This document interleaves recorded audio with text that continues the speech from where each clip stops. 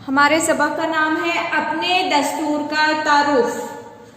اس سبق میں ہم اپنے دستور کے بارے میں معلومات حاصل کریں گے، جس طرح ہمارے خاندان، اسکول، گاؤں یا شہر کے کام کاج باقاعدگی اور آسانی سے چلانے کے لیے ہم قوانین اور ضابطوں پر عمل کرتے ہیں، اسی طرح ہمارے ملک کے معاملات بھی قانون کے مطابق چلتے ہیں۔ خاندان، اسکول، گاؤں یا شہر کے قوانین محدود نوعیت کے ہوتے ہیں، لیکن ملک کے جو قانون یا ترمیمات ہیں، شقیں ہیں، وسیع نوعیت کی ہوتی ہے۔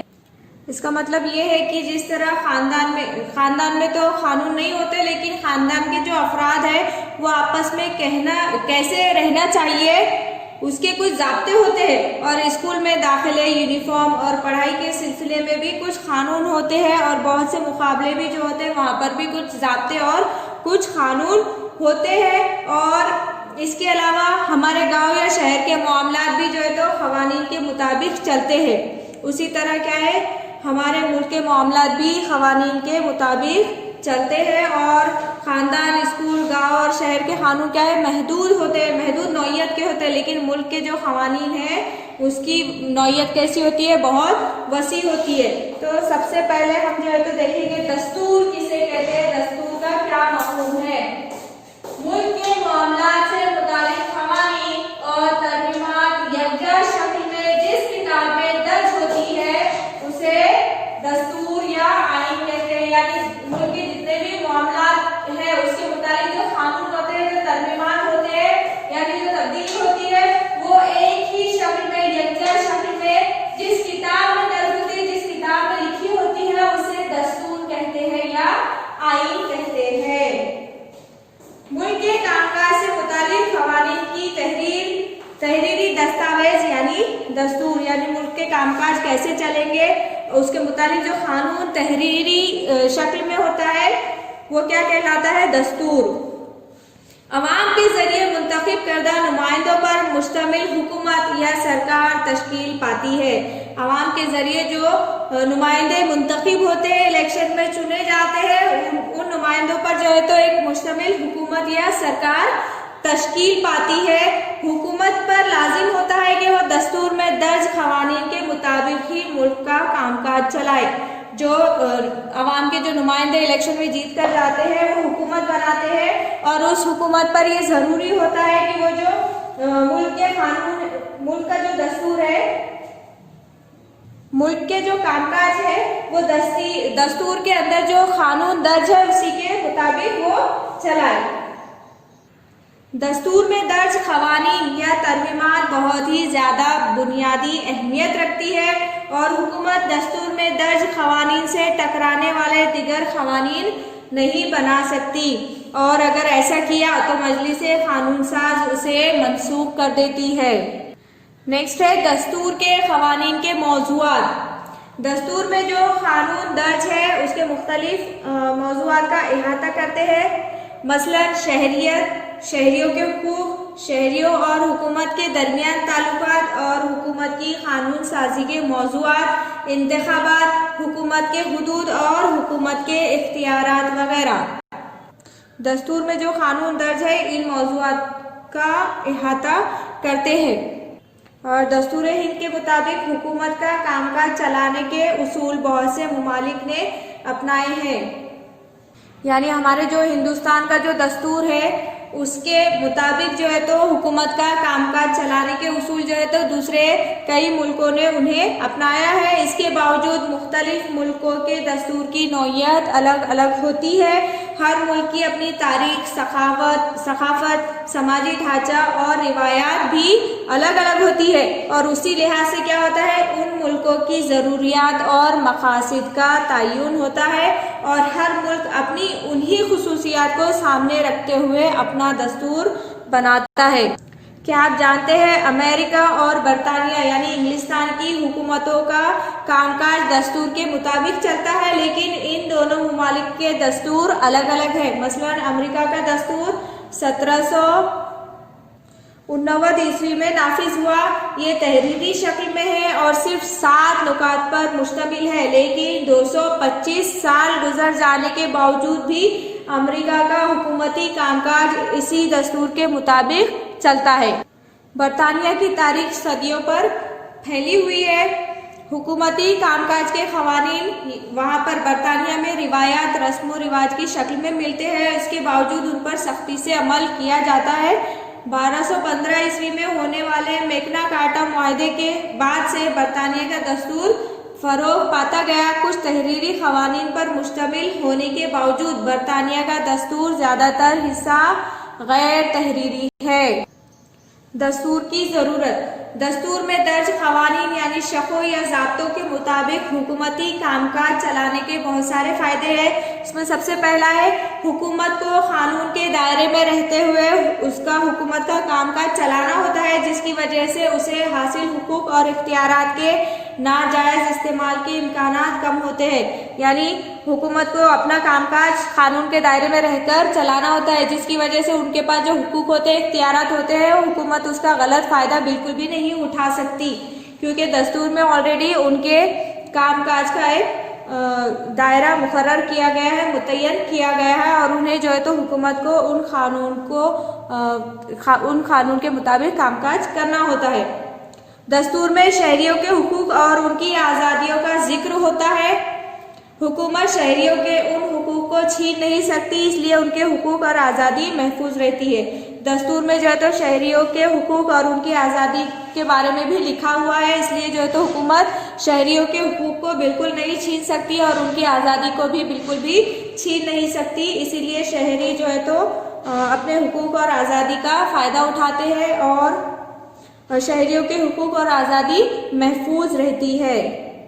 اس کا تیسرا فائدہ ہے دستور کے قوانین کے مطابق حکومت کا کام کاج چلانا قانون کی حکمرانی قائم کرنے جیسا۔ یعنی اگر کوئی حکومت دستور کے قانون کے مطابق حکومت چلاتی ہے تو وہ کیا کر رہی ہے؟ قانون کی حکمرانی قائم کر رہی ہے، کیونکہ اس اقتدار کے ناجائز استعمال یا من مانی کی گنجائش نہیں ہوتی۔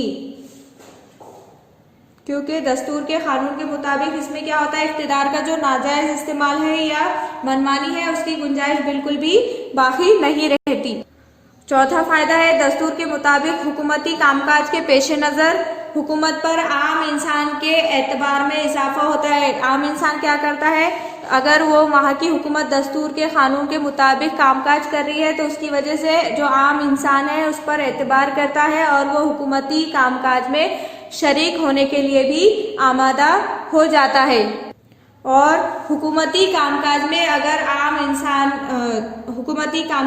عام انسان کی بڑھتی ہوئی شمولیت کی وجہ سے کیا ہو رہا ہے؟ جمہوریت مضبوط ہوتی ہے۔ دستور اپنے ملک کے سامنے کچھ سیاسی مثالیں پیش کرتا ہے، اس سمت پیش قدمی کرنا اس ملک کے لیے لازم ہوتا ہے، جس کی وجہ سے عالمی امن، تحفظ اور انسانی حقوق کی حفاظت کا ماحول تیار ہوتا ہے۔ دستور میں جہاں ایک طرف شہریوں کو حقوق اور آزادی ملی ہے، اسی طرح دوسری طرف دستور میں جو ہے تو شہریوں کے کچھ فرائض کا تذکرہ بھی کیا گیا ہے، کچھ فرائض کا ذکر بھی کیا گیا ہے، جس کی وجہ سے شہریوں کی ذمہ داریوں کا بھی تعین ہو جاتا ہے۔ شہریوں کی کیا کیا ذمہ داری ہے اس کا بھی تعین ہو جاتا ہے۔ نیکسٹ ہے حکومتی امور یعنی کیا؟ حکومتی امور میں کن باتوں کا شمار ہوتا ہے؟ ملک کی سرحد کی حفاظت کرنا، بیرونی حملوں سے ملک کی حفاظت کرنے سے لے کر غریبی دور کرنا، روزگار کے مواقع پیدا کرنا، تعلیم اور صحت سے متعلق خدمات، صنعتوں اور کارخانوں کو فروغ دینا، کمزور طبقات کا تحفظ، خواتین، بچوں اور آدیواسیوں کی ترقی کے لیے منصوبہ بندی کرنے تک کے بارے میں حکومت کو قانون سازی کرنا ہوتی ہے۔ اور قوانین پر عمل آوری کے ذریعے سماج میں تبدیلیاں لانا پڑتی ہے، یعنی قانون پر عمل کر کے کیا کرنا ہوتا ہے؟ سماج میں تبدیلیاں لانا پڑتی ہے۔ مختصر یہ کہ جدید دور میں حکومت کو خلائی تحقیق سے لے کر عوامی صفائی تک کے معاملات میں فیصلے لینے ہوتے ہیں، اسی کو حکومتی امور یا کام کاج کہتے ہیں۔ ہم نے اب تک کے دستور کا مفہوم کیا ہے اور اس کی ضرورت کو سمجھ لیا ہے، اور حکومتی امور کیا ہے، ان میں کن کن باتوں کا شمار کیا گیا ہے، اس کے بارے میں معلومات حاصل کیے۔ اب ہم بھارت کی دستور سازی سے متعلق मालूमात हासिल करेंगे। तो सबसे पहला पॉइंट है दस्तूर साजी का पस मंजर। भारत की दस्तूर साजी का काम 1946 ही में शुरू हो चुका था। कब से शुरू हुआ था भारत की दस्तूर साजी, यानी भारत का जो दस्तूर है उसको बनाने का काम 1946 ही में शुरू हो चुका था। तहरीक आज़ादी के रहनुमाओं का मानना था कि आज़ाद भारत का हुकूमती कामकाज अंग्रेजों के तैयार करदा दस्तूर के मुताबिक नहीं बल्कि भारतीयों के तैयार करदा दस्तूर के मुताबिक चलना चाहिए। जो तहरीक आज़ादी में, आज़ादी की तहरीक में जो रहनुमा शामिल थे उनका ये मानना था कि भारत जब भारत आज़ाद हो जाएगा तब उसके जो हुकूमती कामकाज चलेंगे वो अंग्रेज़ों के दस्तूर के मुताबिक नहीं चलेंगे बल्कि जो भारतीय है उनके तैयार किए हुए दस्तूर के मुताबिक चलना चाहिए। लिहाजा भारत का दस्तूर तैयार करने के लिए एक कमेटी तश्कील दी गई और जिसे क्या नाम दिया गया, दस्तूर साज मजलिस का नाम दिया गया। जो भारत का दस्तूर तैयार करने के लिए जो कमेटी तश्कील दी गई जिसे दस्तूर साज मजलिस कहा जाता है। हमारा मुल्क कब आज़ाद हुआ? 15 अगस्त 1947 को हमारा मुल्क आज़ाद हो गया और उससे पहले हमारे मुल्क पर अंग्रेज़ों की हुकूमत थी। अंग्रेज़ों ने इंतज़ामी सहूलत के लिहाज से क्या किया था, मुल्क को 3 सूबों में 3 इलाकों में तकसीम कर दिया था। तो पहला सूबा है सूबे बम्बई, सूबे बंगाल और सूबे मद्रास। इस तरह 3 इलाकों में जो है तो अंग्रेज़ों ने इंतज़ामी सहूलत के लिहाज से मुल्क को 3 इलाकों में तकसीम किया था।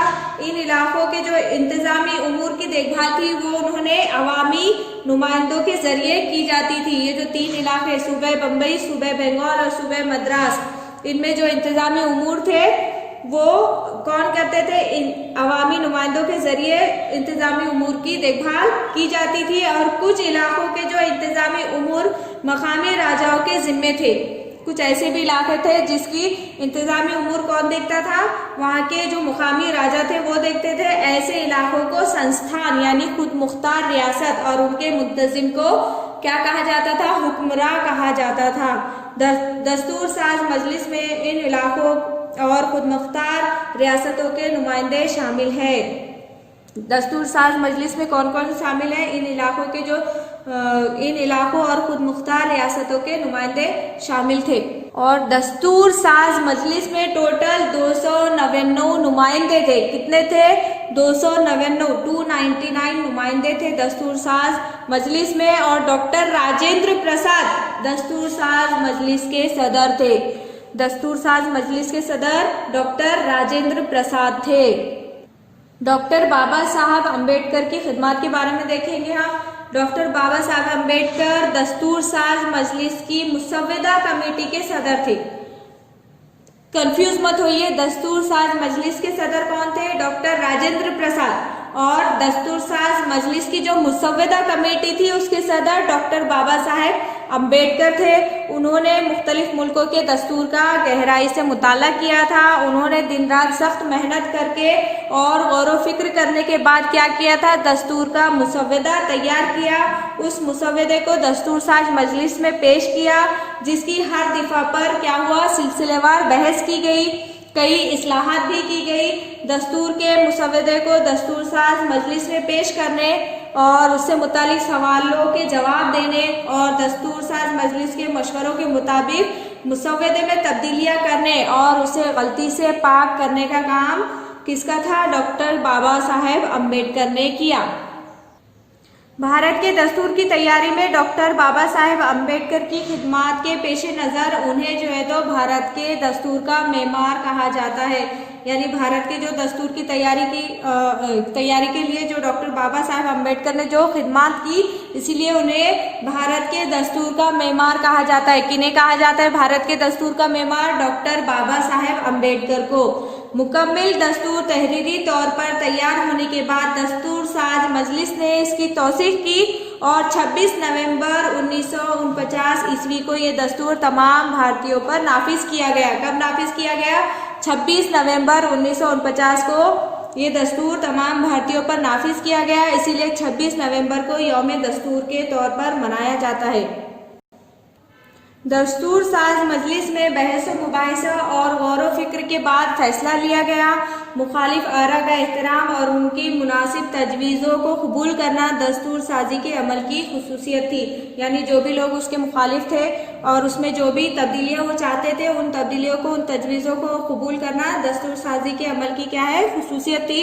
دستور کو مکمل کرنے میں 2 سال 11 مہینے اور 17 دن کا عرصہ لگا، اور بنیادی دستور میں کل کتنے 22 آرٹیکل، 395 دفعات اور 8 شیڈول یعنی ضمیمے ہیں۔